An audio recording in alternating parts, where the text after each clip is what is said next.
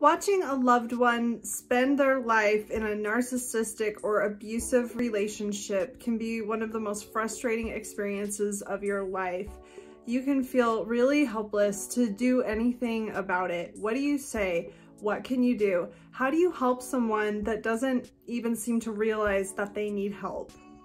Welcome to Looking Behind the Mirror, where we explore narcissism and take our lives back as we make sense out of nonsense. As a quick disclaimer, everything I say is based on my opinions and my personal experiences. I am not a professional, and if you're really struggling, I encourage you to seek professional help. I am providing links below for you. I have personally been in more experiences than I'd like to admit in which I was either in a high control group or in an abusive relationship. Basically, a situation in which I was, for lack of a better word, being brainwashed, and in which my ability to think for myself was being interrupted by the agenda of someone else. I know what it's like to be in that situation, and I know what it's like to have those moments of clarity where suddenly you start to see things as they really are, and you start to wake up from the way that you've been manipulated into buying into the agenda of the abusive or controlling person or group. If you have someone in your life that you deeply care about, that you can see is in an abusive relationship, there are some things that you need to keep in mind and some things that you need to understand in order to be the best help for that person that you possibly can be. Before I get too deep into it, I want to recommend a book. If you've ever heard of Steven Hassan. He is an expert on cult psychology. He was actually a member of the Moonies I think in the 70s, and he's now a licensed mental health counselor. And he is the person that developed the BITE model, which is a pretty standard measurement of cults and other high control groups. And the name of this particular book is Freedom of Mind: Helping Loved Ones Leave Controlling People, Cults, and Beliefs. And while this book is very highly geared towards helping people that have joined cults, abusive relationships really psychologically are like cults with one member, you. The methods of manipulation and the way that the abuse victim or the cult member is being controlled and manipulated are very, very similar. I would almost say it's practically the same thing. And that's why I really recommend this book. I'll put an affiliate link below if you're interested in this and any other books by him. He's really a renowned expert on this subject, and he once was a cult member himself, so he understands it better than anyone. I just want to give him some credit because a lot of what I'm going to say is really based on things I've learned through listening to him and reading his work. If I could go back in time, knowing what I know now, having the clarity that I have now, and I could go back in time and talk to myself in the past, back when I was still under what they call undue influence, when I wasn't thinking with my own mind, when I wasn't thinking clearly, is there any phrase, is there anything I could say that could get through to me? For me personally, the frustrating answer is no, there really isn't. There really isn't a magic phrase that you can use. There's nothing that you can say that's just going to break this spell, that's just going to solve this problem. This is somebody that's very, very deeply indoctrinated in something that has a very important emotional meaning to them. This is something they have a very great emotional investment in. They want it to be true. They want to believe in it. When somebody is in an abusive relationship, you have to be able to look at it from the abuse victim's point of view. From your point of view, you see somebody that's very special to you, somebody that you love, that's in a relationship with someone that's treating them badly. And you are probably looking at the person that's treating them badly in not a very good light. You would probably love to see that person just disappear and never come back again. You probably dislike that person and have some pretty strong feelings of disdain for that person. And you probably aren't in the mood to recognize anything good that that person is doing for your loved one. And to you, this probably seems like a very reasonable conclusion to come to based on how this person has been behaving. But what you have to understand is the abuse victim does not look at the abuser that way. The abuse victim sees good when they look at the abuser. And that relationship, as unhealthy as it is in a sense an addiction. It's causing dopamine rushes. It's making them feel good. It's giving them purpose. It has an emotional meaning to them. It may very well be the thing that gets them out of bed in the morning. It may be the thing that makes them feel happy when they're in a good mood. This is how abusive relationships and high control groups work. They make people feel really good. They make them feel like they're not alone, like they have purpose, like they're valued, like they're appreciated, like they matter. But it's a roller coaster. They have to trade this off with the very bad moments where they feel worthless, where they're being abused and criticized and nothing they do is ever good enough. Abuse victims are constantly on a sort of hamster wheel. They're constantly chasing that next high. They're constantly looking for that validation or that moment when things are going to be good again. And those moments feel really, really good. And when you come in and try to tell an abuse victim that they need to leave their abuser, they're not going to perceive it as, I need to leave this person that's treating me badly, that's abusing me. They're going to perceive it as, this person, you, is trying to take me away from this wonderful, amazing person that makes me feel so good, because they're going to be thinking about the good times.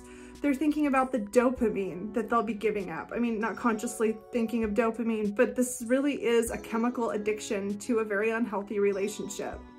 As hard as it is, and as nonsensical and illogical as it may seem, when you are talking to an abuse victim, you have to show respect and space to the abuser. You can't express the way that you really feel, assuming that you're very angry and frustrated. You can't be brash. You can't be forceful. You can't be judgmental. Not if you really want to get anywhere with this person. I know that you might be very angry and frustrated, but if you approach the situation with the attitude of, what are you doing with this person? Why do you let him treat you like this? What's wrong with you? You are going to alienate yourself from your loved one, and you won't be able to help them when they're ready for help. And the abuser, if the abuser realizes that you're speaking this way about him or her, the abuser is going to encourage the abuse victim to stay away from you and isolate them even more.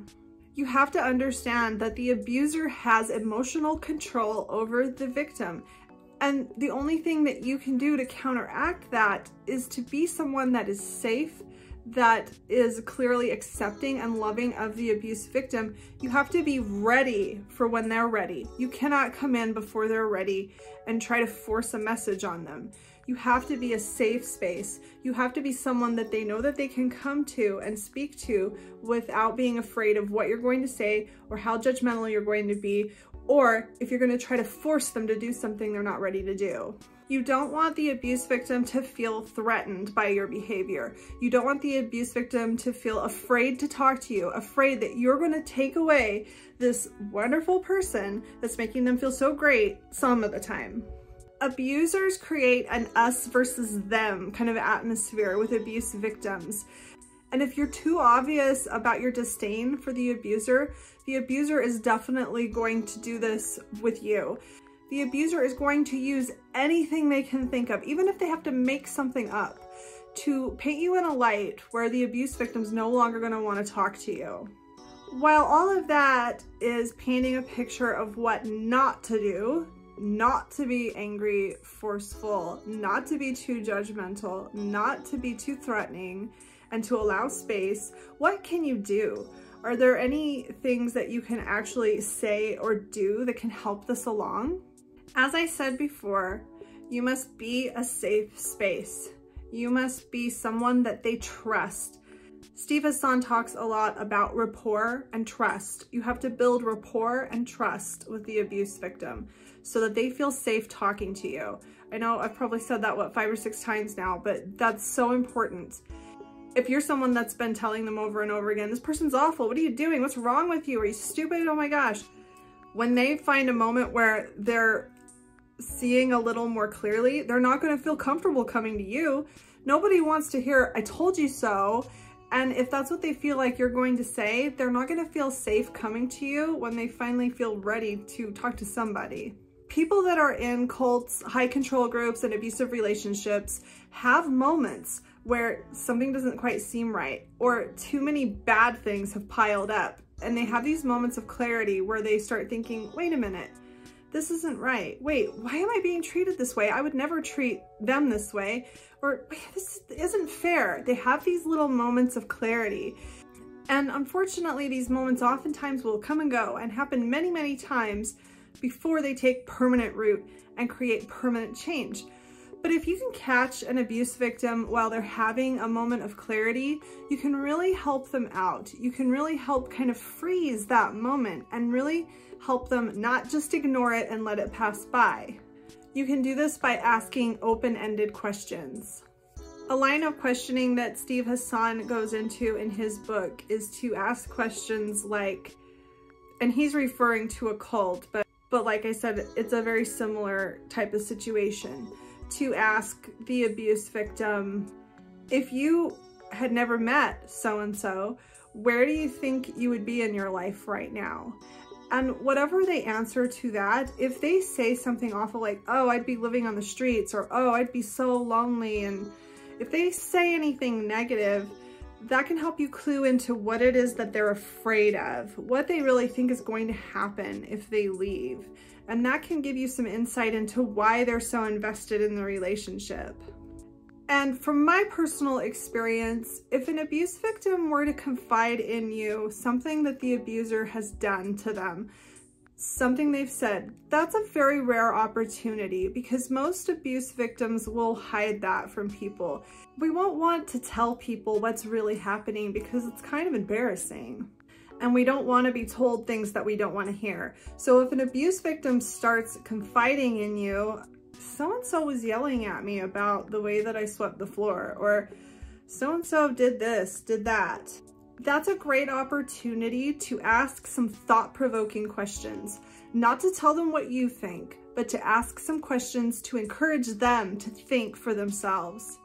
Questions like, do you think that that's a normal way to treat a wife, girlfriend, whatever? Or does it bother you when he acts like that or she acts like that? And to get a little closer to the line of being a little judgmental, you could think of a couple that the abuse victim knows, maybe grandparents, parents, aunts, uncles, a couple that has a very healthy relationship. And you can bring them up and say, do you think that he does that to her? I know that was something that really helped break through the confusion. When I tried to imagine the way I was being treated, when I tried to imagine a couple that I had a lot of respect for that seemed to be happy together, when I tried to imagine that same thing happening with them, I thought, no, he would never treat her that way, but I'm being treated that way. That really helped me. Or maybe something like, do the good times you have with this person make these things that are bothering you seem worth it? And not to ask any of these questions as if you know the answer. These questions are to encourage the abuse victim to think for him or herself. You have to understand and remember that you cannot force your viewpoint on an abuse victim. The goal is to be a safe place where they can confide what they feel and where they can talk out their emotions, their opinions, their feelings with somebody that's not going to try to force them to take their viewpoint on. They want a safe space where they're not going to feel threatened. And you can use that safe space to encourage them to think for themselves. An abuse victim will never be free of an abusive relationship until they can think for themselves, until it occurs to them that they're in an unhealthy relationship, until they believe and they can see that they deserve better. It doesn't matter how obvious it is to you. They need to see that. And you cannot force someone to see or understand those things. You can only encourage it and invite it to happen on its own. Now, what about a situation where you have evidence of something that's very damning? Maybe you have evidence that your loved one is in a relationship in which they're being cheated on. First of all, make sure that this is real. rock solid evidence. Because if it's something that can be easily explained away, that's going to make them feel like you're just being negative or you're just being a hater or whatever. It's got to be some very strong evidence, and be prepared for them to even possibly reject strong, solid evidence. But that being said, if you have evidence, I would present it to them, because when everything is said and done and all the smoke clears and they're finally out of this relationship and they're on their way to healing and they look back and they realize that they were being cheated on and you knew about it and you didn't try to tell them, that's not gonna go over well for you, and that's not gonna do anything to build trust. But you have to be careful with the way that you present the evidence. If it were me, I would probably give it to them and then I would let them look at it, review it, and come to their own conclusion. I wouldn't try to say, look at this and look at that, what do you think? If they look at the same evidence that you have looked at and they don't come to the same conclusion that you did, you're not going to be able to talk them into that. And don't expect them to suddenly switch gears and just leave the relationship and everything's all better. Even the strongest evidence, even the most obvious awful thing that should destroy any relationship is probably not going to destroy an abusive relationship overnight, but it is going to be a very important hit. It's going to be something that you can think of as a seed planted in the abuse victim's mind that's going to grow, it's going to fester, it's going to bother them. It's not necessarily going to instantly free their mind and make everything clear, but it's going to roll around in their head, and you may be surprised how powerful it becomes over time, so be patient.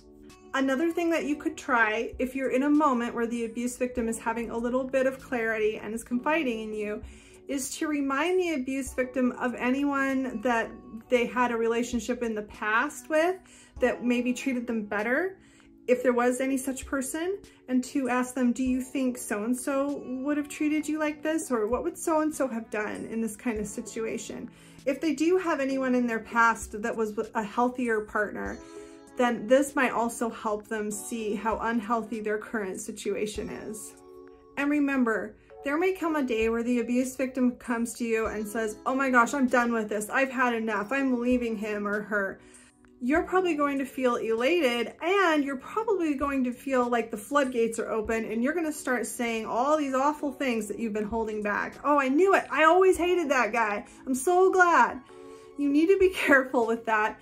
You need to know that chances are very, very, very high that the abuse victim is going to go back to the relationship at least once. And when they go back to the relationship, now you've said all these awful things, and that's going to alienate you from the abuse victim. So you really need to be careful what you say. You need to keep in mind that this person's probably going to go back at least once or twice. And I know that's really frustrating, but you really need to wait until a lot of time has gone by, until it's clear that this relationship is truly over, before you really let loose with what you really think. The bottom line here is that there really is only so much that you can do. And nobody wants to see someone they love being abused, being in a situation where they're not allowed to think for themselves, and where you know that they deserve better. You know that they could have so much better in their lives, and that they're settling for something that nobody should have to live with. But as long as we're all adults, we really need to allow each other to live our lives. You cannot force an abuse victim to leave an abusive partner. If there are children involved that are being abused, then maybe you have some legal grounds with which to intervene and do the right thing for the kids, but that is almost surely going to destroy your relationship with the abuse victim, even though I would still do it if it will benefit the children. But if your goal is to get through to the abuse victim, you need to understand that there really is only so much you can do. You can't force anything. You can't make anything happen. You can't control someone else. You can't make someone else's decisions for them. Even if it's clear as day to you that they are making the wrong decisions, it's not your decision to make. It's not your life, it's their life. You have to give them space to make their own mistakes. The best thing that you can do is to be there for them when they need someone, and to be someone that makes them feel safe and to be someone that they don't have to worry is going to try to force them into something they're not ready to do. That's the most supportive and helpful thing that you can do for them. To be someone that they can look to know, this person just wants me to be happy. This person just cares about me. And that will also give them someone to model in their head. They can think of you when they're trying to understand what a caring and loving relationship should look like. So while I wish I had a magic bullet for you, this is really the best that any of us can do, because we can't force each other to do what we think they ought to. And I sincerely hope that if there is someone in your life that's going through something like this, and you are feeling helpless and hopeless and wishing that they would get out of this situation, I sincerely hope that they do. And I would encourage you to be patient and don't give up on them. Nobody really wants to be in an abusive relationship. And if they have options, chances are they're eventually going to come around. And the best thing you can do for them is to be the person that they can come to when they're ready. I hope this helps. If you like this video, give it a thumbs up and comment below any ideas you have for me for future videos. And don't forget to subscribe to my channel if you like this video and you would like to see videos like this in the future. Until next time, thanks. Bye.